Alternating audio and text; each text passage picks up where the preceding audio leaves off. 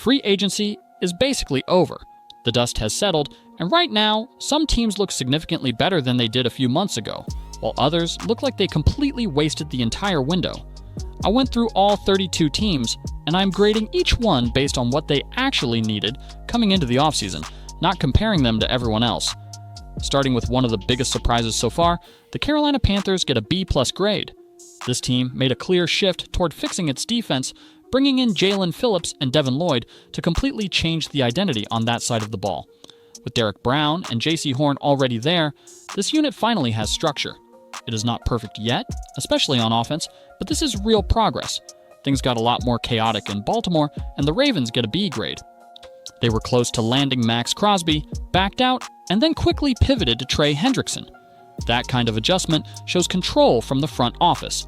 Losing Tyler Linderbaum is not a small thing, but overall, they managed to recover from a situation that could have gone much worse. That situation worked out perfectly for Las Vegas, and the Raiders get an A- grade. They used their cap space with a clear plan, adding Tyler Linderbaum to anchor the line while keeping Max Crosby as the leader of the defense. The focus was on building around a young quarterback and improving the roster in key areas. This is what a structured rebuild looks like. The New York Jets had the resources, but the result is underwhelming, and they get a C grade. Adding players like Minkah Fitzpatrick and Demario Davis helps the defense. But the offensive line is still a major problem.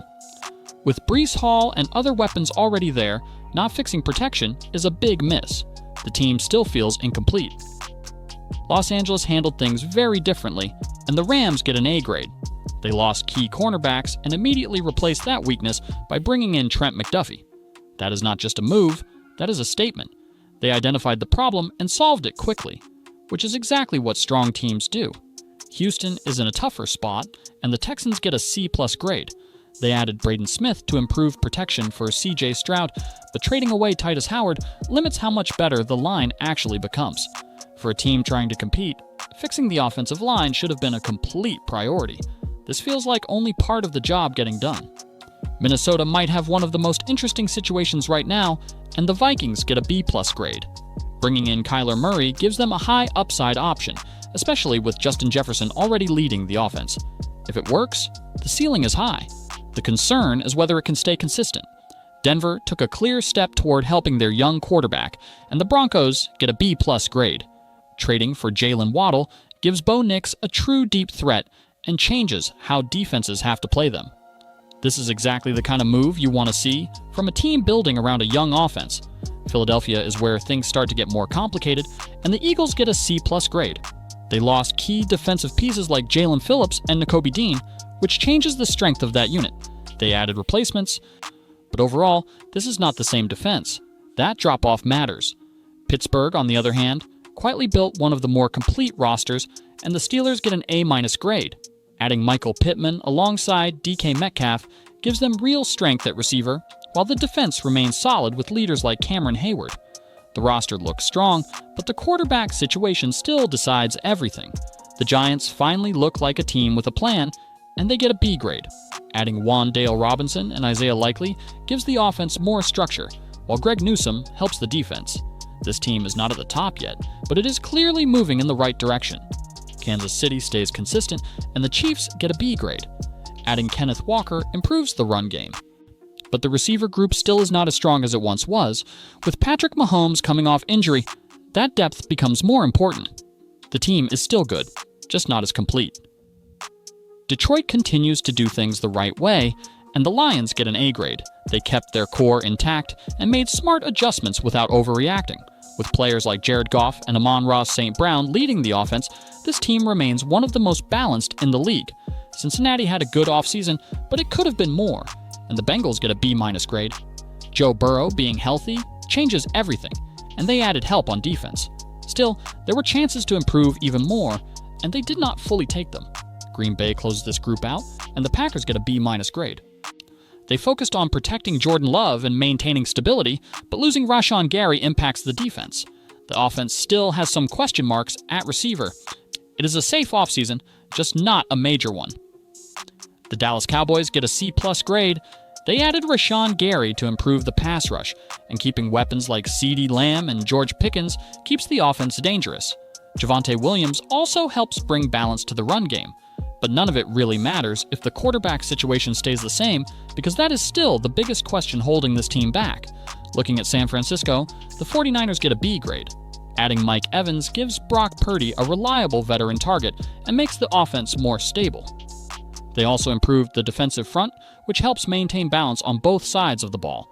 It is not flashy, but everything they did fits exactly how this team wants to play.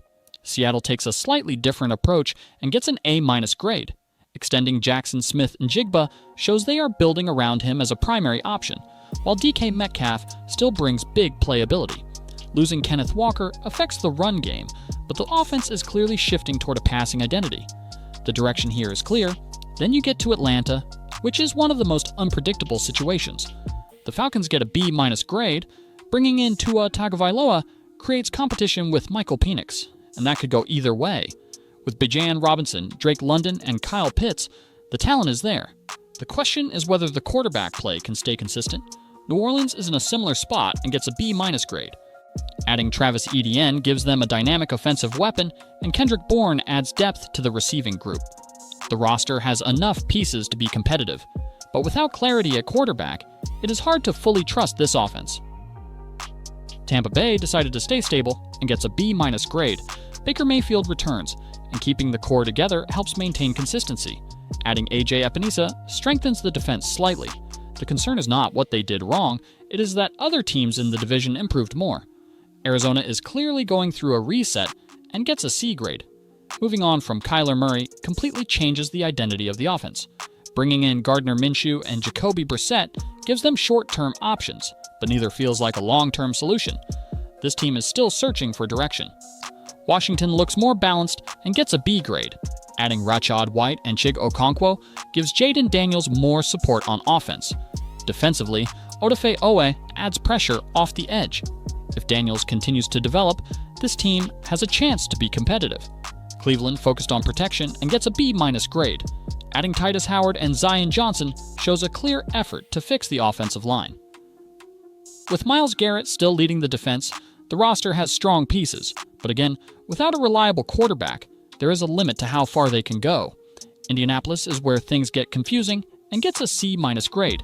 Committing to Daniel Jones while trading away Michael Pittman creates a disconnect in the offense. Alec Pierce now has to take on a bigger role, which is not guaranteed to work. The overall direction just feels unclear. Jacksonville is taking a long-term approach and gets a C+ grade. They are relying more on young talent like Travis Hunter instead of making big moves in free agency. That can work, but it comes with risk. This team is clearly thinking about the future more than immediate results. And then there is Tennessee, which feels stuck in the middle and gets a C+ grade. Adding Wan'Dale Robinson helps the offense, and bringing in players like Solomon Thomas and DJ Wonnum improves depth. The roster is better overall, but the quarterback situation is still unresolved. Until that changes, the ceiling stays limited. The Chargers took a very clear approach this offseason, and Los Angeles gets an A- grade. They focused on fixing the offensive line in front of Justin Herbert, which was the biggest issue holding the offense back. Protecting a quarterback like Herbert should always be the priority, and they actually committed to it. The roster still has some gaps, but the foundation is much stronger now. Buffalo did not make the loudest moves, but they stayed strong where it matters, and the Bills get a B+ grade. Keeping their core intact around Josh Allen keeps this team competitive at a high level. They made smaller additions instead of major changes, which shows confidence in what they already have. It is not exciting, but it is stable. New England is clearly in a different phase, and the Patriots get a C+ grade. They added depth across the roster, but there is no single move that changes the direction immediately. This feels like a long-term rebuild where development matters more than short-term results. The plan is there, but it will take time. Chicago continues to stay patient, and the Bears get a B- grade. They did not make aggressive moves, but they are clearly building around Caleb Williams the right way. The focus is on flexibility and long-term growth instead of quick fixes. The draft will be the real turning point for this team. Miami stands out for the wrong reasons, and the Dolphins get a D grade.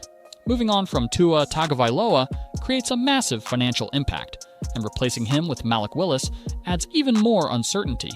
With players like Tyreek Hill still on the roster, the talent is there, but the direction at quarterback changes everything.